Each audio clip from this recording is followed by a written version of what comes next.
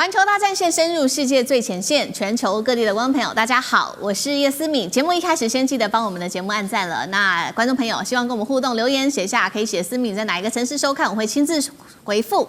那麼同樣的呢，在你寫下留言的時候，按下留言鍵的時候，其實大家會看到這個熱推鍵。如果有看到，幫我們按下熱推鍵；如果沒有看到也沒關係，留言區也可以寫下熱推，幫助我們增加國際的能見度。今天的節目大主軸，我們會放在伊朗的飛彈打出了談判桌。今天特別來關心到川普這一句話，真的是耐人尋味。他說認了德黑蘭是有權利擁有飛彈的，到底怎麼回事？這時候以色列真的是氣炸了，但是也沒有用，因為確實現在伊朗方面掌控比較高的主導權，不管是荷姆茲海峽石油、金流，全部掌握在伊朗的手中。今天就這些議題會深入的一起來做探討。首先歡迎到場來賓，歡迎清華大學講座教授張延廷張將軍。思敏好，大家好。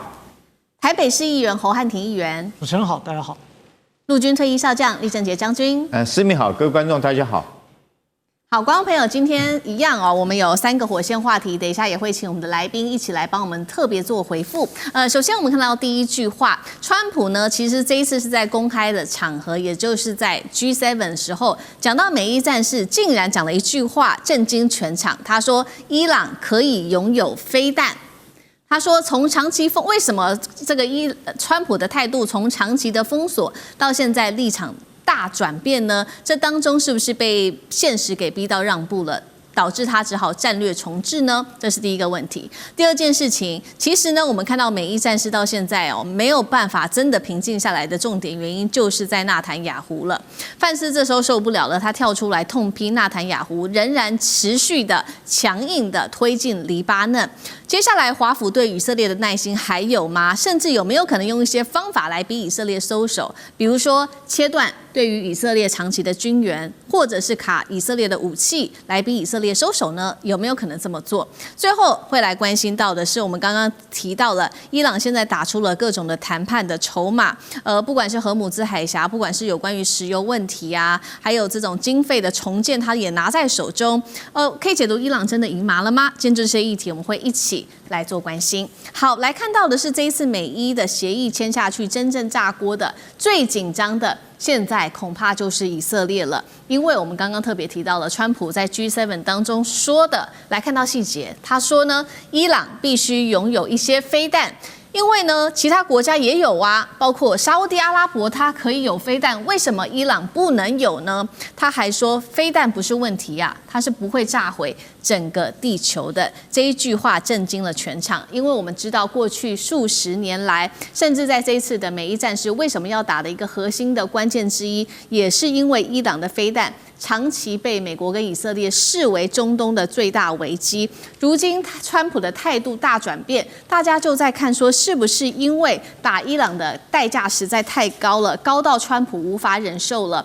包括我們看到在這一次的戰事當中，美國承受的包括了荷姆茲海峽被封鎖，基地遭到襲擊， F-35被擊中，阿帕契還有 MQ-9死神無人機被打下來，連他的盟友這一些波灣國家也受到非常大的打擊，包括了飛彈的攻擊等等，所以川普真的是撐不下去了。那麼我們看到伊朗的外長也最新喊話了，他說飛彈也是特別提到了飛彈哦，他說是拿來發射的，不是拿來談判的，這話說的非常的強硬。那麼現在呢，以色列他也非常的焦慮了，尤其是美伊雙方簽的這個協議，以色列是沒有角色在這當中有任何發言權的。我们來看到范斯最新也痛批了納坦雅胡，他說呢，川普啊現在是全世界唯一一位同情以色列的偉大領導人。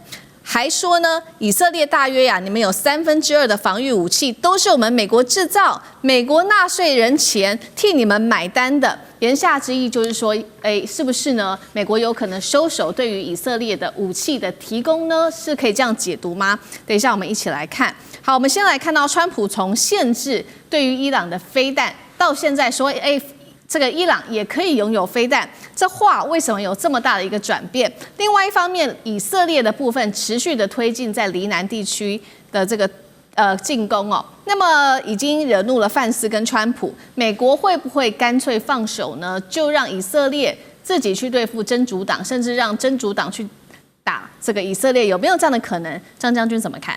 因為伊朗這一次他的整個跟美國還有以色列之間的戰爭，這38天來看，這伊朗他有發揮的他3個特色。第一個，伊朗的戰場經營是行之有年，經過40年的經濟制裁跟武器禁運，伊朗他就做戰場經營，他利用他的地形，將這些武器裝備重要的地下化、山洞化，讓以色列也好，或者是美國對伊朗的這方面的攻擊戰損相對的有限，這樣子呢，伊朗的戰力保存就達到了一定的程度，所以它會有後續的報復，就是這個伊朗所說的真實承諾，一批一批的打了100波次。發現那這不是被以色列跟美國炸得差不多了嗎？甚至川普還講說已經毀掉伊朗90%的戰力，那結果沒有90%啊。這一波一波的怎麼算？那90%只是川普說的，那真正的情況，表示說伊朗的這個戰場經營是行之有年，而且有相當的成效。第二個，伊朗他敢打，他敢報復。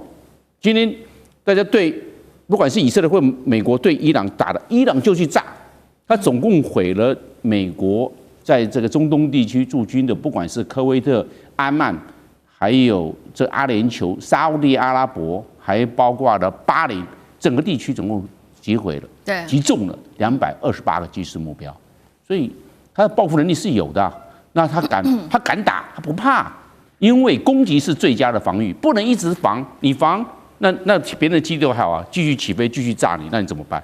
一報復把它炸掉嘛，炸掉就是打仗就是要毀掉敵人的有生戰力。所以他一定要實施報復，一定要實施攻擊，以攻代守，這是伊朗做的。我們知道這個戰略決策非常的明確。第三個，伊朗他不怕打，他繼續打吧，你要不要繼續玩？他繼續啊，沒有說這個38天打完了，美國如果要繼續動，那繼續動什麼？你如果美國小動，那伊朗小報復。那如果美國大動，那伊朗也要大報復哦。伊朗都是這個我們講的對等報復，都是這樣。換句話，他不怕繼續打。他不會說這個38天打完了，他自己就有所禁止，所以有所限制。所以美國沒有一擊奏效，沒有一鼓作氣。美國過度樂觀，讓伊朗這方面有了底氣了，沒有讓伊朗在戰爭意義上屈服，所以伊朗在後續的談判就能跟美國分庭抗禮，而談出這個對伊朗比較有利的 MOU 諒解備忘錄。好，我們看到伊朗有各式的底氣哦，所以現在呢可以跟美國來做這個談判。那另外一方面，可是呢，美國想要停手，關鍵點也是以色列的部分要停手啊，因為我們知道呢，這個以色列呢持續的對黎南來做推進。那剛剛講了嘛，不管是川普或者是副總統范斯都非常的火大，要求以色列停手。但是呢，美國可以怎麼讓以色列停手呢？会停止對以色列的軍援當作是一個卡關的一個手段嗎？那另外一方面，納坦雅胡真的也願意停手嗎？一方面他還要面臨國內的這個官司、貪污的官司壓力，那他有沒有可能為了延續政治生命繼續打下去？有沒有可能？那厲將軍怎麼看？川普終於認清了納坦雅胡是一個渣男，是一個騙子。這個原來這個。跟伊朗是在2月26號的時候，在瑞士日內瓦談判的時候，其實以上的台院都談得差不多了，就沒想到2月28號，我們都知道那天川普突然被納坦雅胡騙了進去打了這場仗。好，我們聯手來把伊朗推翻掉。我們現在斬首作戰，我有最新的情報，他們今天所有高層都集中在那邊開會，我們一口鬧把它炸掉以後，伊朗政權就推翻掉了。川普一聽，有道理哦，這麼好的一筆生意，那當然就加入一打。好，打了1個月以後，我們現在回頭來看這個月過程是怎麼樣？不是都美國在打嗎？戰損都是美國在付出的啊。以色列有什麼戰損？美國光戰機包括到無人機，總共被毀掉了45架大概我算過，大概45架。那美國從這個韓國這邊調動它的薩德系統、愛國者去協助伊朗防衛。總共打了200多枚，為了防衛以色列，美國打了200多枚的愛國者導彈。那以色列自己打了幾枚呢？他大回頭是打不到100枚，那是不是美國在保護以色列？都是美國在花錢。再來，我們講美國所付出的代價有多少？我們現在不管是川普自己面臨的國內的通貨膨脹，包括他們自己在波斯灣地區的基地都被打了。那攻擊型的武器，他打了更多，花了多少錢？光戰斧型巡弋導彈一枚要300萬美金，美軍我算了一下，他大概打了900枚，之前說850，後來那天又補了49枚，將近900枚，一枚300萬。美國花很多錢去打的這場仗，動用了2艘兩個核母戰鬥群。那試問一下，大家回頭去看，伊朗有什麼戰損？伊朗好像沒有什麼戰損了。伊朗現在急着就是想要把美國再拖入這場戰爭裡面，讓他不要脫身。那納坦雅胡為的是自己的政治前途嘛？這場仗只有繼續打下去，他在避免他的這種貪腐的官司在自己國內受損，他可以借着國內還在戰爭的這個理由來延續他的政治生命。所以我覺得這次川普很清楚看出來納坦雅胡他的目的嘛。那你現在繼續在那邊，在黎巴嫩南邊那邊繼續發動這場戰爭，來這個讓我沒有辦法跟以色列來進行所謂的和平的和談的協議哈。所以那當然川普會非常的生氣。所以我覺得這場戰爭很明顯看得出來。川普就從這場戰爭裡面，他也看清以色列的這種納坦雅胡就是一個渣男，就是一個騙子，陪他去打這場仗，害他虧了這麼多。好，那我們也來看到說，那美國沒有辦法停手，因為有以色列嘛。那所以呢，我們現在也看到說，那美伊現在雙方要簽這個 MOU， 到底對誰比較有利？因為也有外媒直接說這個伊朗是贏麻了，真的可以這樣子形容嗎？我們稍微來看到一下，這一次呢，這個協議簽下去之後，可能有許多的條件是對伊朗相當有利的，尤其是在經濟這一方面來看到的石油的部分，接下來一旦恢復在戰前的這個出口量的水準的話，伊朗年收入可能就会突破600億美元，這是來自於最新的估算，換算新台幣1.9兆元。另外呢，超過1000億美元的海外資產，伊朗的海外資產會被解凍。再來就是美國這邊上次我們提到了承諾說3000億美元要幫助伊朗做這個重建的計劃，伊朗也可以拿到。再來就是荷姆茲海峽在前60天免收費，但是從這60天之後就會轉為制度化的收費制度。現在呢，不只是外界批評川普，我們看到許多的共和黨員也非常的不滿川普，認為他是巨大的外交政策失誤。當然了，川普是不會承認的。他回應說：“我不想成為胡佛，讓戰爭拖垮經濟。”等於說，他現在也承認了，美國現在內部面臨非常嚴重的，不管是石油啊、股市啊、通膨、經濟的各式問題。漢庭怎麼看？這個哪有那麼容易去拿捏川普呢？你看川普在其他的 G7 國家有給任何人好臉色嗎？沒有嘛，終歸還是實力原則。那全球都看懂，就是美國輸了。今年呢，在我們農曆年來說叫丙午年，所以美國簽的就是丙午條約，甚至呢，這是美國簽的一份悔過書。你看這川普過去多囂張狂妄，把我的世界當中沒有國際法啊，除了我的意願、我的拳頭之外，沒人可以約束我。但是現在 MOU 的第一段文字，美國自此承諾不再對彼此發動任何戰爭或軍事行動，也不以武力或武力威脅，連威脅都不可以。所以美國已經退讓到不能再退了，而且也正式宣告，自從1979年之後啊，美國大概每一個總統都有打伊朗跟滅伊朗的夢，現在也正式告吹了。所以美國呢，不僅說不要去摧毀伊朗的導彈，川普還說可以擁有飛彈，也要同意解凍伊朗的所有的資產，還要再送上3000億美元重建。不管川普怎麼解釋啊，這個不是賠款啊，那這也不是美國的錢啊，是別的國家要出錢啊，那把它包裝成投資啦、重建啦，刻意淡化賠款。但是根據 MOU 的內容和資金的用途，事實就是你美國為了要結束這場戰爭，補償伊朗的損失，不得不逼迫你的盟友，然後來投資3000億美元。你就是以重建之名來行賠款之實嘛。所以美國花了750億美元對抗伊朗，然後又花3000億美元重建伊朗，為了啥呢？就是為了要開放荷姆茲海峽。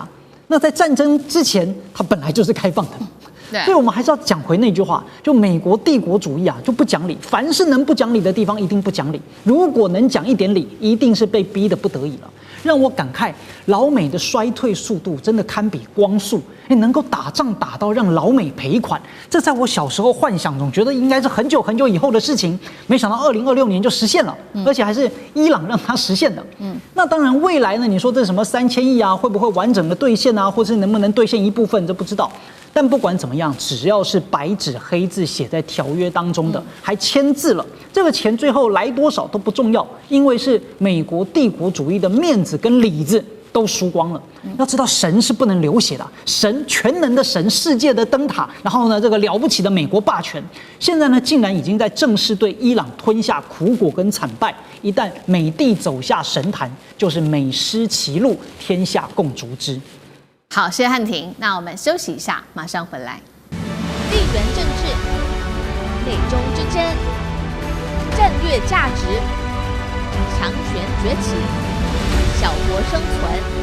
現在與未來，洞悉事件走向，掌握世界脈動，全球觀點，盡在環球